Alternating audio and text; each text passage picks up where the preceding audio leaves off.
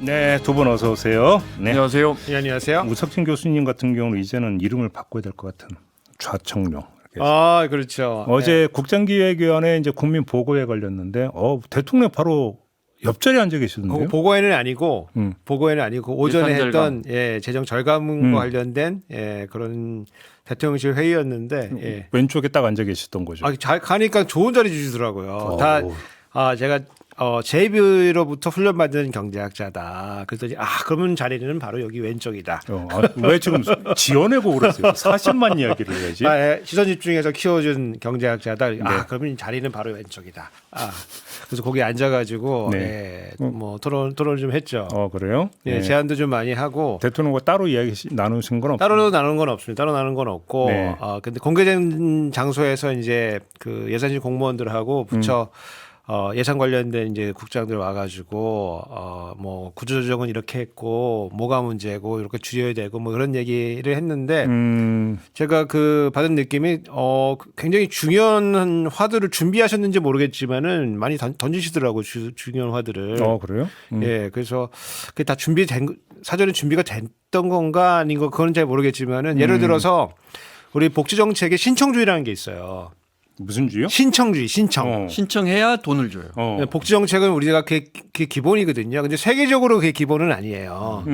우리나라가 이제 행정 편의주의를 하다 보니까 우리가 니네 상황이 어떤지 어떻게 아느냐. 니네가 신청해야지 알지. 그래서 신청주의가 왠지 기본처럼 우리가 자리 잡아 있거든요. 그래서 공무원들 머리에도 다 신청주의가 있어요. 그리고 그냥 깊게 생각해보지 않은 학자들 경우에도 이게 그냥 디폴트인가 보다 이렇게 생각하는 쉽게 하면 이제 행정에서 얘기하는 찾아가는 복지 서비스하고는 얘기가 좀 다른 거네요. 다른 거죠. 거죠. 그리고 뭐 재정적으로 봤을 때 뭐 신청하지 않은 건 너희한테 안 줘도 되는 건데 만약 신청주의가 아니면은 국민들 권리가 생기는 거잖아요. 그래서 약간 마일리지처럼 안 찾아간 사람들이 있을 때 이거를 부채처럼 이게 인식을 해야 될 수가 있을 수가 있거든요. 그래서 재정적으로도 약간 부담이 되긴 해요. 근데 대통령이 뭐 갑자기 신청주의 너무 잔인한 거 아니냐. 요거 한번 신청주의 아닌 걸로 한번 바꾸는 거 고려해봐라 했더니 다들 이제 놀라긴 했습니다. 여기서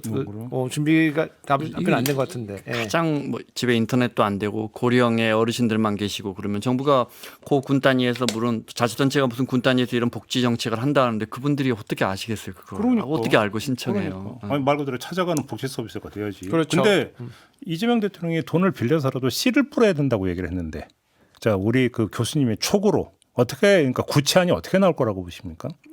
그러니까 그 보도에서는 어떻게 나왔냐면은 이제 뭐 밭이 있는데 씨를 뭐 빌려서라도 뿌려야 되는 거니까 뭐 그런 취지에서 보면은 지금 재정 상태가 좋지 않은데 경제는 또 성장을 해야 되니까 그러면 거기에 필요한 것들은 좀 돈을 빌려서라도 국세를 발행해서라도 해야 되는 거 아니냐 뭐 그런 해석도 가능하고 제가 이제 옆에서 받은 느낌은 뭐 그런 것도 가능하지만 불급한 예산들이 있으면 그걸 정리해가지고 필요한 밭으로 옮겨가지고 쓰자.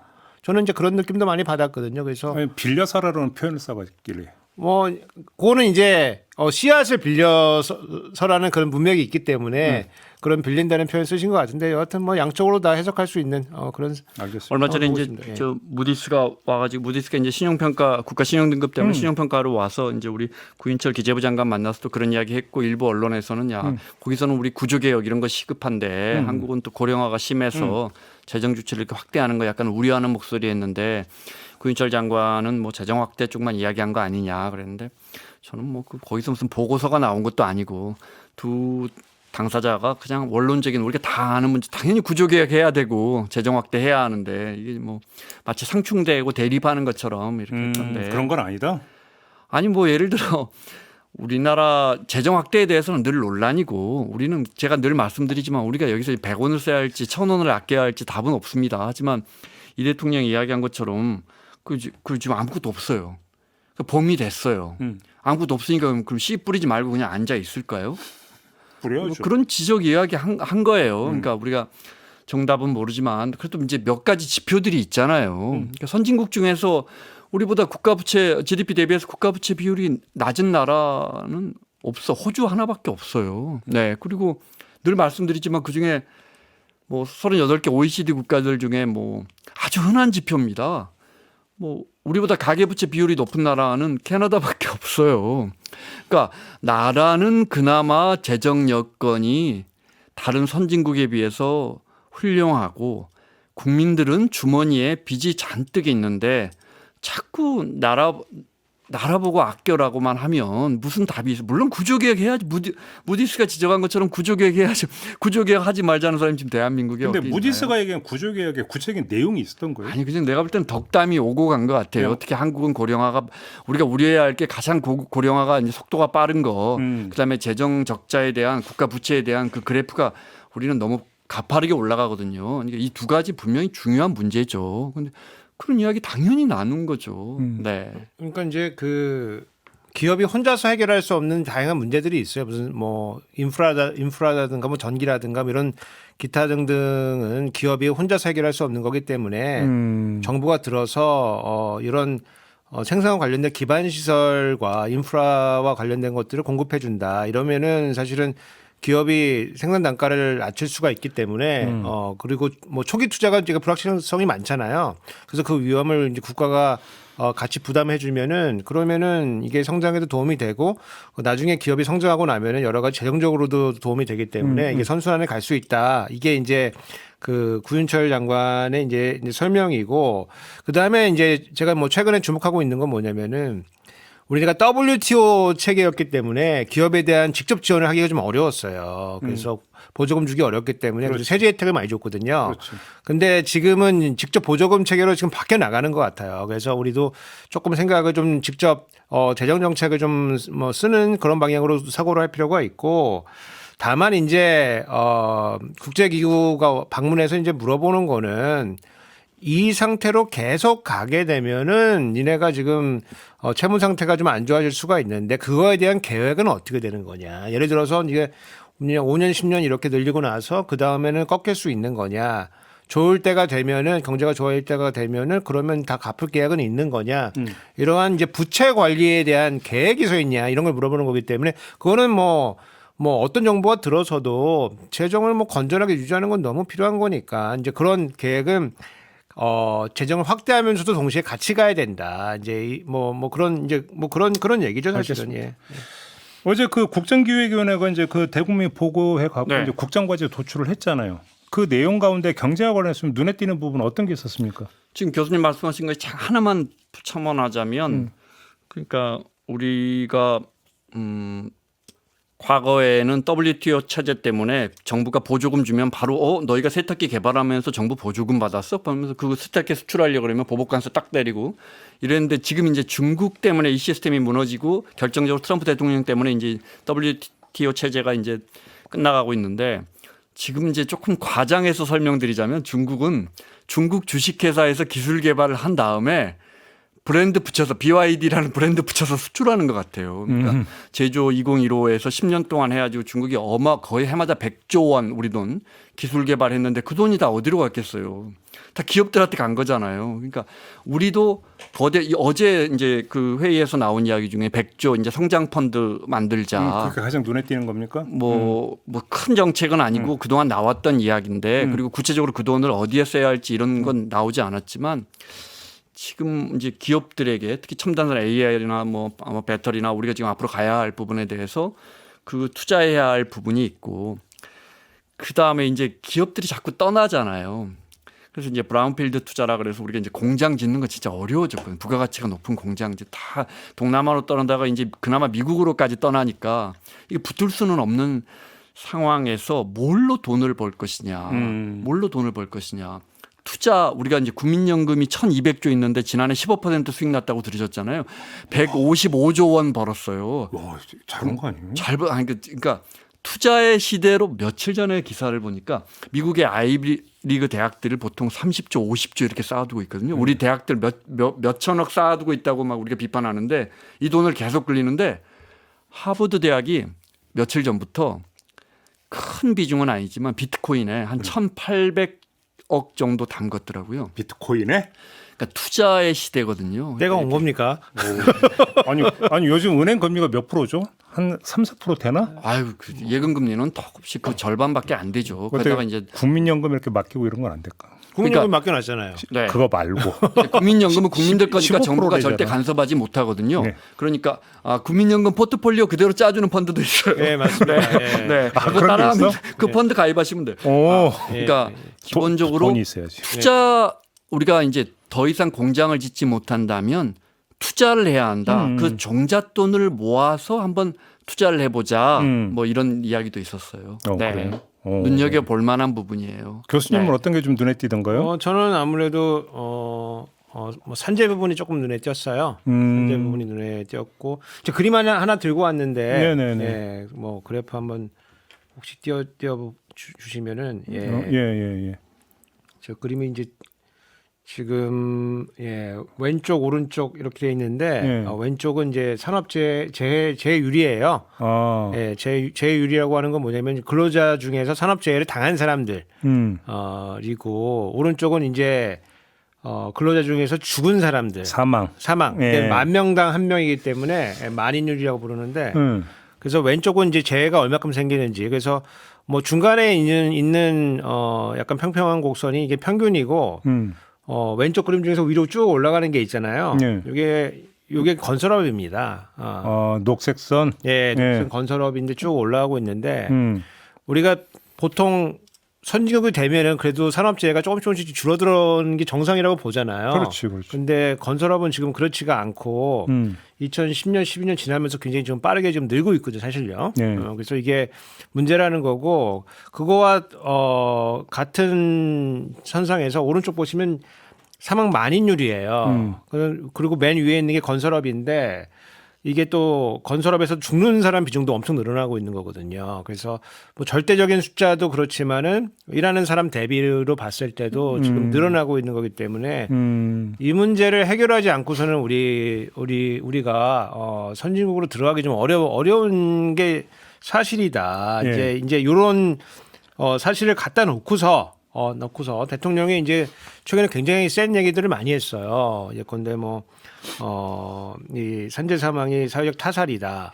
이런 얘기도 했고, 그리고 만약에 반복적으로 이런 일이 생기면은 예컨대 입찰 자격을 박탈시킨다든가 아니면 금융 제재를 가한다든가 그렇죠. 뭐 징벌적 손해배상 이런 거 하겠다. 이제 이런 것들이 이제 국정과제에도 지금 뭐 담겨서 나온 것이 이제 사실이고 이러다 보니까 최근에 이 보수지하고 경제지 중심으로 해가지고 지금 뭐 반격이 뭐 어마무시합니다. 지금 반격이 이것만은 막아야 된다. 이제 이러다가 건설업 다 망한다.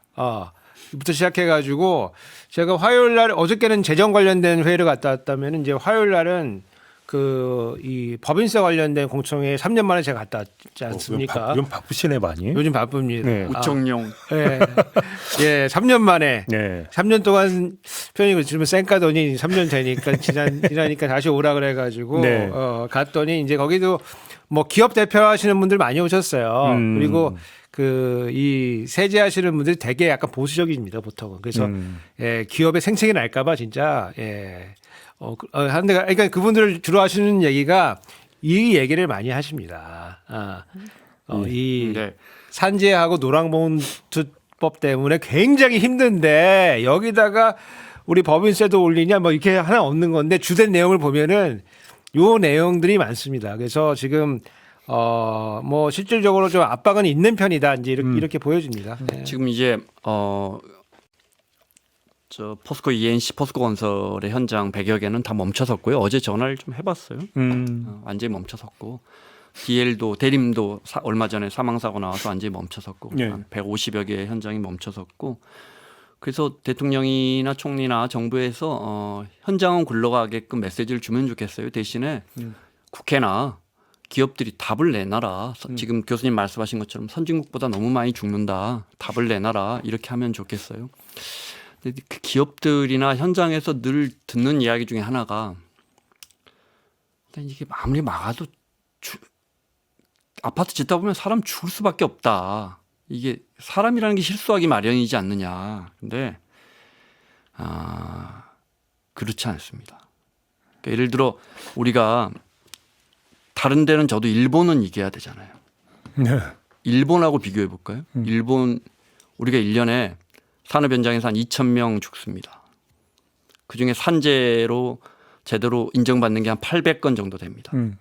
많으면 900건. 그러니까 일본이 우리보다 GDP가 2.4배 정도 되니까 그 일본 한 2,000명 정도 죽어야 되는 거잖아요. 일본 700명 죽습니다. 그러니까 우리 지금 건설 현장에서 왜 늘어날까요? 다른 데서는 줄어드는데 건설 현장에서 늘어나는 이유는 외국인 근로자들 우리말 잘 못 알아듣고 네. 그다음에 건설 현장에서 일하는 우리 국민들의 연령이 해마다 계속 높아집니다. 고령자들이 그러니까 빨리 모피합니다. 네네네. 자, 근데 우리가 예를 들어 줄일 수 있는 겁니다. 예를 들어 일본은 어떻게 줄입니까? 우리가 일본보다 반도체도 잘 만들고 스마트폰도 잘 만들고 2차 전지도 훨씬 잘 만드는데 우리가 웬만한 기술력 일본보다 다 갖고 있는데 우리가 일본보다 2배, 3배 산업 현장에서 많이 죽는 겁니다. 어떻게 죽느냐? 건설 현장에서는 2명 죽으면 1명이 떨어져서 죽거나 끼어서 죽거나 깔려서 죽습니다. 그 우리가 선택해야 할 문제입니다. 그러니까 뭐 죽을 수도 있지 하는 그런 사람한테 그럼 당신 가족이 그 대상이라고 생각해봐라라고 해야 되는 거죠. 그게. 그렇습니다. 이게 줄일 수 있는 문제고 그만큼 생각보다 훨씬 많은 비용이 들어갑니다. 네. 근데 그러면 두 분의 전문가적 식견으로 그걸 줄일 수 있는 방법, 묘책이 뭐라고 보십니까? 거기 정책 딱 가기 전에 그 경제학에서는 이제 사람 목숨값을 측정을 합니다. 그런 것도 있어요? 예, 왜냐하면은 그 여러 가지 이유로 측정을 하는데 네. 뭐 보상의 문제도 있을 뿐만 아니고 또 국가별로 비용을 우리가 얼마큼 치러야지 사람 목숨을 구해낼 수 있는가 이런 것도 우리가 측정을 하고 그리고 그 사회는 이 목숨에 대해서 지불할 용의가 얼마큼 있는가에 네. 대한 것도 측정을 하고 이렇기 때문에 그 경제학에서는 이제 그 생명의 통계적 가치라고 하는 개념을 통해 가지고 측정을 합니다. 그래서 어떤 그 우리 산업 현장을 조금 더 안전하게 만들려면 돈이 들어가잖아요, 사실은. 네, 돈이 들어갑니다. 그래서 그냥 할 수 있는 건 아니고 안전장치들을 가동을 해야 되고 그다음에 투자를 해야 되고 시설을 갖춰야 되기 때문에 돈이 들어갑니다. 그래서 그 들어간 거 대비 그 혜택이 얼마큼 되는지를 우리가 측정을 해내야 되는데 보통 우리가 이걸 경제학적으로 어떻게 분석을 하냐면은 그 작업장이 얼마나 위험한데 거기에 대한 임금은 얼마큼 더 많이 지급하고 있는가. 왜냐하면 더 위험하면은 더 임금을 좀 더 프리미엄 차원에서 더 많이 줘야 되는 거거든요. 위험수당이 당연히 위험수당이 이제 붙는 건데 그걸 잘 안 준다는 얘기는 그 사회가 거기에 대해 위험에 대해서 지불할 의사가 별로 없다는 얘기거든요. 그렇죠. 그래서 요게 뭐 최근까지 뭐 다 계산된 건 아니지만은 그래도 가장 최근의 연구를 보면은 미국은 한 1인당 한 1,000만 달러 정도 된다고 보고 있어요. 거의 뭐 960만 달러인데 그러면 뭐 환율로 따져보면 대충 한 100억에서 한 50억 사이 40억, 네. 그 정도 된다고 볼 수가 있는데 우리나라는 그거의 이제 절반 정도밖에 안 된다고 보고 있어요. 그래서 이렇게 우리 안전에 대해서 우리가 좀 투자가 좀 미흡했던 부분 이런 것들은 우리가 사람의 가치에 대한 우리 사회적인 평가가 낮기 때문에 사실 그런 거거든요. 그래서 이런 것들을 비용을 올려줘야지만 그런 투자도 같이 가는 거거든요, 사실은. 그리고 우리 사회가 이제 이러한 비용은 다 같이 나눠지는 겁니다, 사실은 조금씩. 예, 그래서 그렇게 진행이 되는 거고 지금 그 어저께 발표된 이제 그 국정기획위원회에서 나온 거는 이제 아까 기자님 말씀해 주신 대로 우리 선진국 대비 우리가 거의 뭐 2배 가까이 지금 사망률이 높은 편이거든요. 산재 사망률이. 그래서 그거를 선진국 평균 정도는 내려야 된다. 그리고 그거를 위해서 이제 산재 보험도 확대를 하고 그다음에 만약에 그 대통령 지시사항 중에 만약에 문제가 생기면은 여기에 여러 가지 국가 광급공사 입찰을 제한하고 금융 페널티를 주고 그다음에 여기 이제 나오는 것 중에 하나가 이제 작업 중지권 같은 걸 확대하겠다 이런 게 나와요.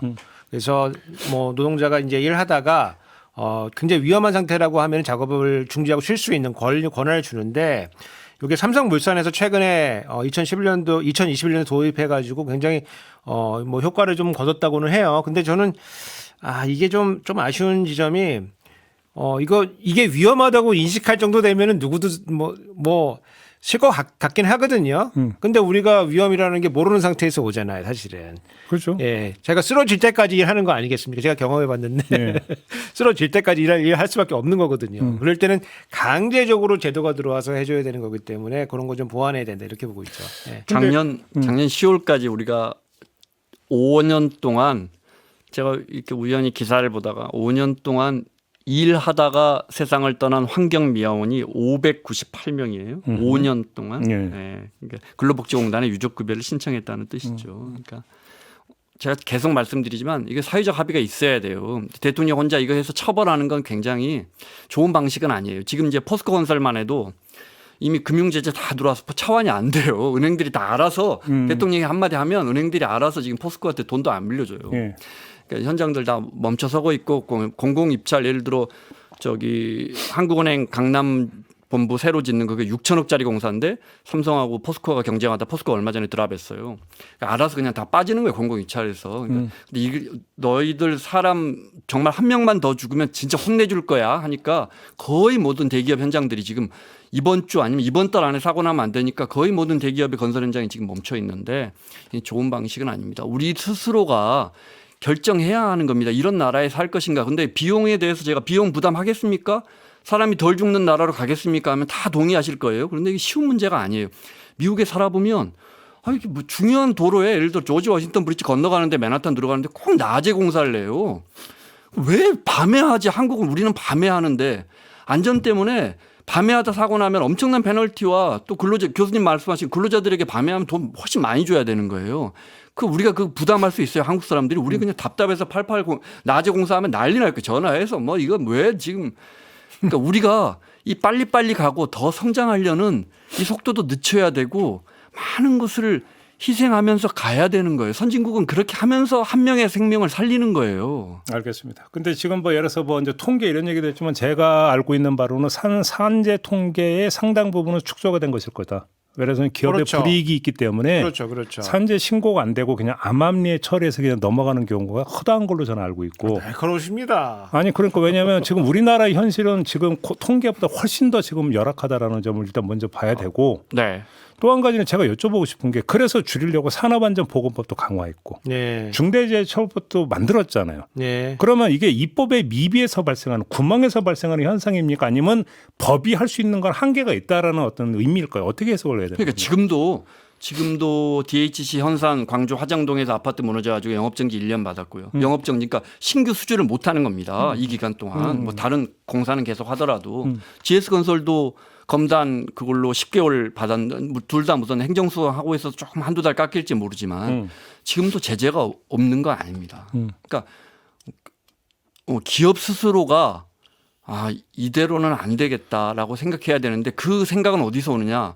우리 스스로가 바뀌어야 하는 겁니다. 우리 국민들이 그런데 제가 볼 때 저도 그렇거든요. 조금 희생해서라도 1% 더 성장하자. 저도 그렇게 살아왔거든요. 50년 넘게. 그러니까 우리가 이거 안 바뀌면 이게 떨어져 죽고 끼어 죽고 깔려 죽는 거 안 줄어듭니다. 제가 좀 과격한 얘기 좀 섞어서 말씀드려 보면은 그 건설회사가 망한다고 그 업종이 다 망하는 건 아닙니다. 그 잘못한 기업은 사실 무너뜨려야 돼요. 그러면은 그거를 그 사업장을 다른 회사가 인수를 해가지고 네.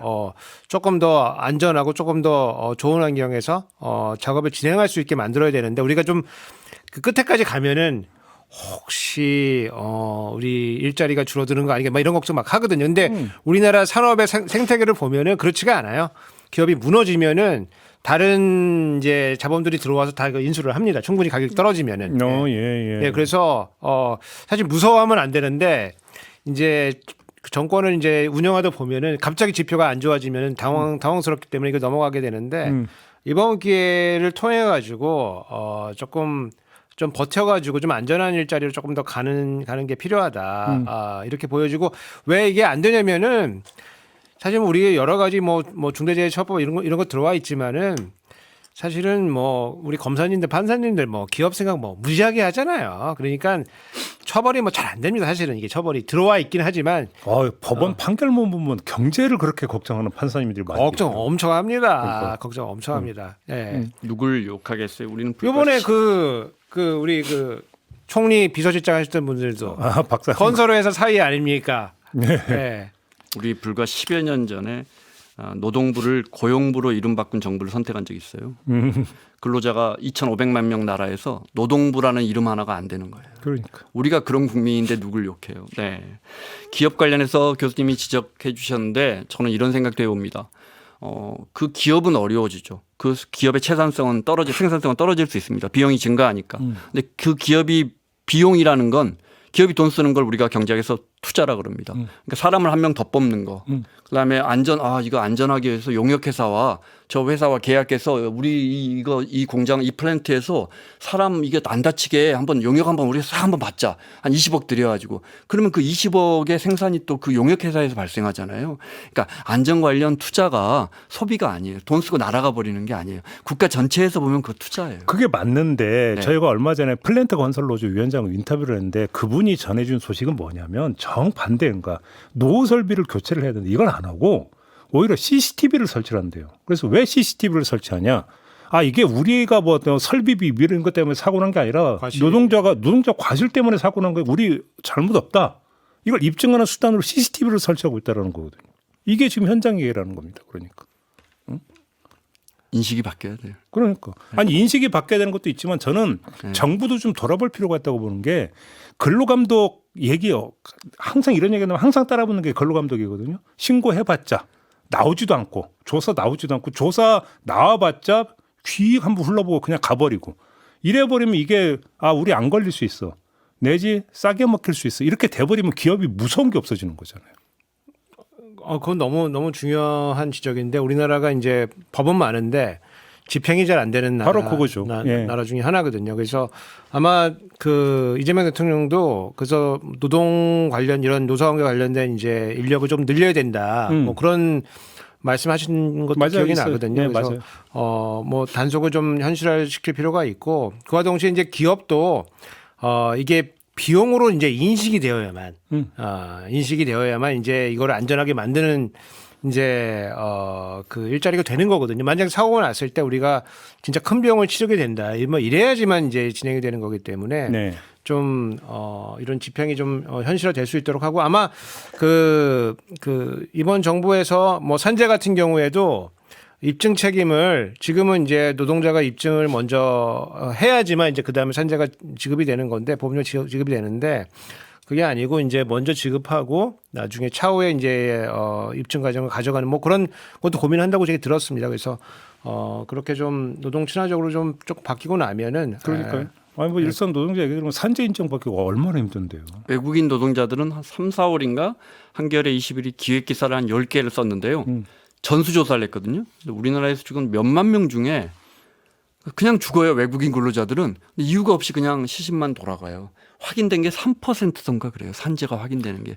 저희도 다른 코너에서 다뤘는데 이제 그 노동자 산재율을 보니까 2주 노동자의 산재율이 그냥 국내 노동자 산재율보다 한 3배가 높은 걸로 나옵니다. 그 통계가 거의 안 잡히더라고요. 그 한겨레 21의 기획 보도를 보면 제가 그 이달의 좋은 보도상 심사위원이라 그거 이렇게 눈여겨 봤거든요. 네. 근데 그러니까 그냥 죽어요. 외국인 근로자들은 한국에 와서 그냥 죽고 왜냐하면 이제 불법 취업도 많고 뭐 왜 이제 농사짓다 뭐 축사 이런 데 살다가 죽기 때문에 그냥 죽어요. 예, 그 되게 중요한 말씀이신데 제가 올해 이제 그 이주 노동자 관련된 연구를 조금 그것도 하셨어요? 저는 뭐 그 해 보면은 예.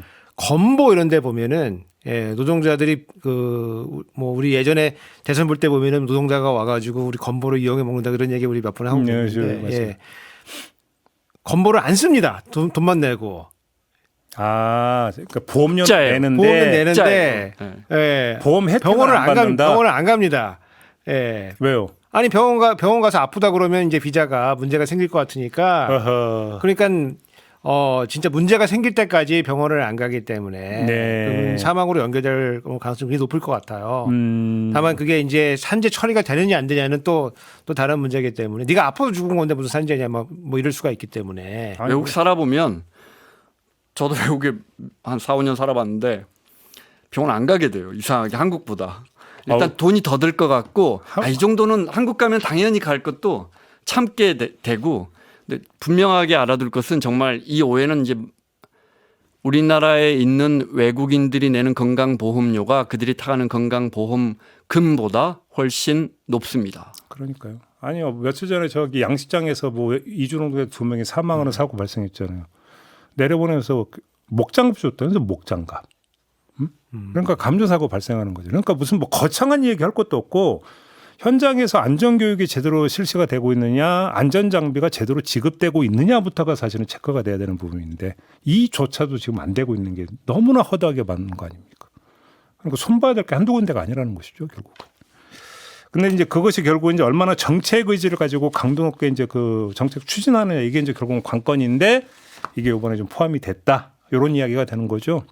아무래도 뭐 정부의 의지가 있으면은 이런 것들은 그럼요, 예, 그럼요. 어느 정도 정비가 되고 일단 문화로 안착이 되면은 노동자들도 이제 요구를 하기 때문에 그렇죠. 예, 그러면 훨씬 더 예.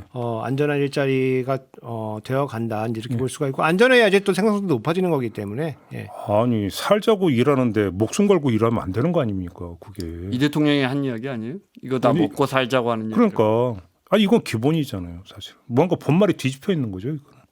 근데 하여간 이 보수지와 이 경제지 중심으로 해가지고 상당히 지금 강력하게 지금 반발하는 중이라는 거는 예, 알 수가 있습니다 지금. 예. 그 시각은 안 바뀌는군요. 그 수많은 뭐 이게 산재를 넘어서 참사가 발생했을 때 항상 나오는 게 경제 논리였고 비용 논리였는데 그러니까 전혀 안 바뀌는군요, 그러니까. 그 경제학자들 중에서도 이 산업재해라는 거는 0이 아니다. 0이 아니고 생기기 마련이다. 이거 어떻게 0으로 만드냐. 그 지금 0으로 만들자는 게 아니거든요. 산업재해가 생길 수가 있죠. 일하다 보면은 사고도 나고. 근데 문제는 생기지 않아도 되는 거가 생기니까 문제인 그러니까 거죠. 우리가 그래도 우리 소득에 맞는 그 정도의 안전함은 갖춰줘야 되고 그리고 거기 만약에 불행하게 사고가 났을 때 그거에 대한 이제 사후 조치는 충분히 이제 이루어져야 된다는 거니까 지금은 너무 힘들잖아요, 사실은. 네. 예. 지적하셨듯이 우리 난데서 또 나는 사업장이 있거든요. 그러니까. 거기서 사람 죽었는데 몇 달 있어 또 죽어. 이런 부분은 정말 후진적인 거죠. 그렇죠. 뭐 이렇게 이제 천명을 했으니까 좀 강력한 정책 의지로 좀 드라이브를 걸었으면 좋겠다 이 말씀 드리면서 오늘 이야기 좀 마무리하죠. 두 분 수고하셨습니다. 수고하셨습니다. 감사합니다. 네, 저도 물러가겠습니다. 고맙습니다.